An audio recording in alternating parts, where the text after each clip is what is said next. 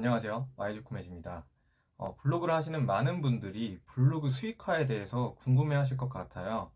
누구나 할 수 있는 그 블로그 수익화 방법인 리뷰형 블로그에 대해서 오늘은 이야기를 해보도록 하겠습니다. 리뷰형 블로그는 크게 세 가지가 있는데요. 첫 번째는 체험단, 두 번째는 기자단, 세 번째는 제휴 마케팅입니다. 이 세 가지의 공통점을 한 단어로 표현해 보자면 바로 소비자형 마케터인데요. 우리가 어떤 음식점을 간다거나 아니면 상품을 구매한다거나 강의를 들으려고 했을 때 보통 네이버에서 검색을 해보시잖아요. 이 검색을 했을 때 이 나오는 거를 보고 내가 뭐 이걸 구매해도 될지, 구매하지 말지, 아니면 갈지 말지에 대해서 고민을 해보게 되는데 결정적인 역할을 하게 되는데 이런 소비자형 마케터는 이런 니즈를 충족시켜줘야 한다는 사실을 알고 이제 하나씩 알아보도록 하겠습니다. 먼저 첫 번째, 체험단입니다. 체험단은 쉽게 설명해서 우리가 협찬을 받는 거예요. 우리가 예를 들어서 음식점에 갔는데 3만 원이면 3만 원, 5만 원이면 5만 원, 이 일정 금액을 공짜로 받고 그냥 내가 그 대가로 글을 쓴다거나 아니면 상품을 무료로 배송을 받고 그거에 대한 상품에 대한 후기를 남긴다거나 아니면 도서에 대한 것을 내가 무료로 제공받고 그거에 대한 서평을 남긴다거나 이런 식으로 내가 어떤 물건의 대가를 공짜로 무료로 받고 그거를 이제 글로써 후기를 남김으로써 대가를 지불받는 방식이죠.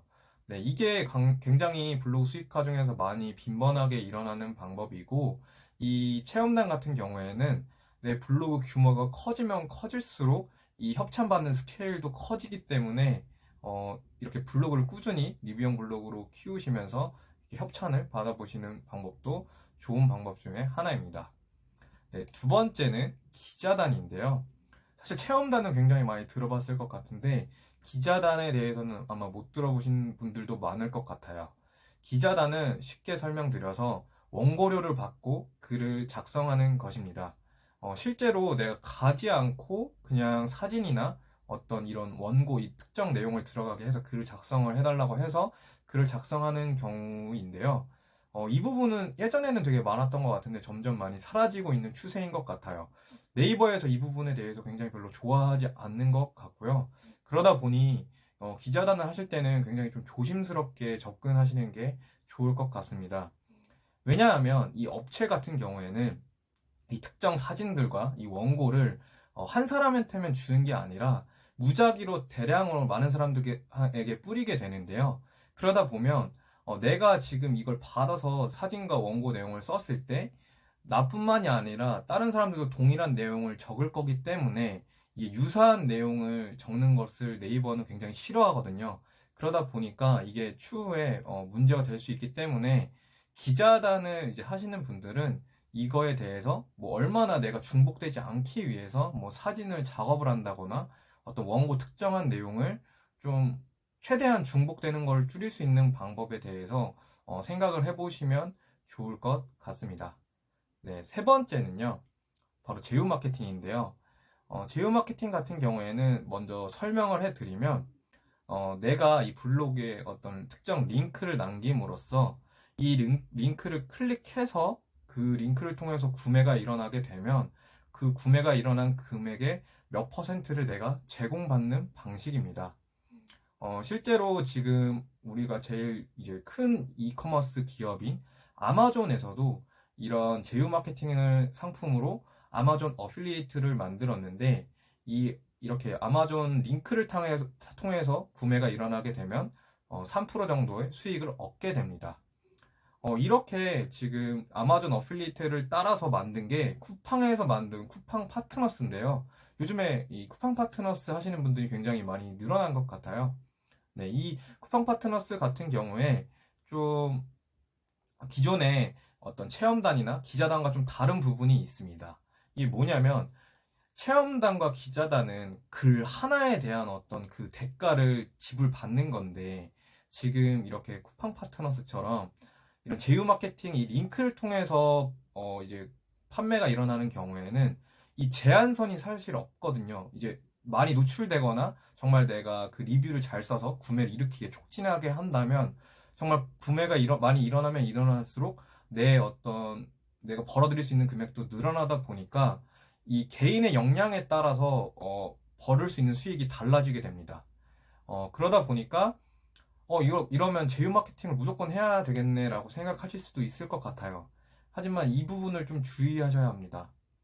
네이버 같은 경우에는 운영 방침 자체가 자사 플랫폼을 우대하는 경향이 있습니다. 사실 모든 전 세계가 구글이 점령을 했음에도 네이버를 점령하지 못한 이유는 네이버에서는 노출 자체를 자사 플랫폼을 먼저 노출을 하고 외부 링크를 넣는 것을 좀 싫어하는 경향이 있습니다. 게다가 쿠팡 같은 경우에는 지금 네이버에서 밀고 있는 스마트 스토어의 경쟁 회사이기도 합니다.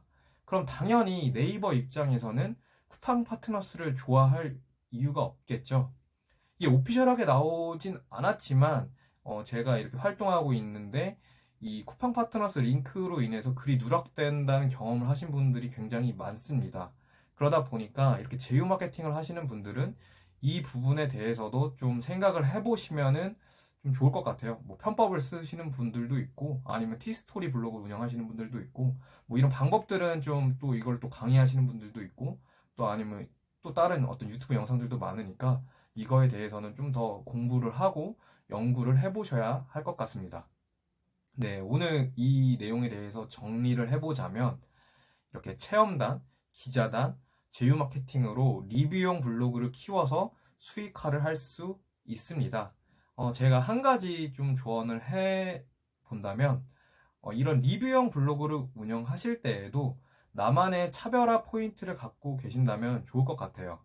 예를 들어서 내가 좀 키워드를 잘 잡아서 내 블로그 조회수가 높다거나 아니면 나는 좀 블로그 글을 좀 더 정성스럽게 남들보다 1시간을 더 투자해서 좀 정성스럽게 업체가 좋아할 만한 글을 쓴다거나 아니면 나는 특정 음식 예를 들어서 뭐 떡볶이를 좋아한다면 떡볶이 리뷰만 쓴다거나 아니면 상품은 난 IT 상품만 한다거나 뭐 이런 식으로 좀 남들과는 다르게 좀 차별화 하신다면 네, 어떤 블로그 몸값을 또 올리실 수 있게 됩니다.